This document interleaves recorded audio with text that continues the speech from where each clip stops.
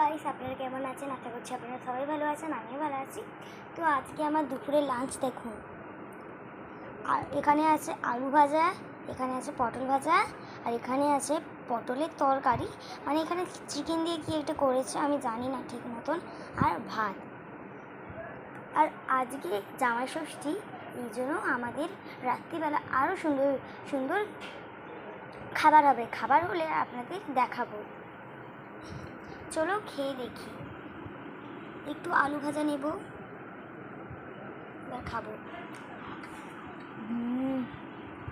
আলু ভাজা একটু ঝাল, এবার পটলের এইটা খাই, এটা নতুন রেসিপি, খাই।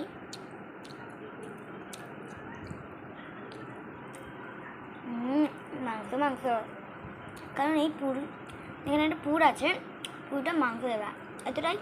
টাটা।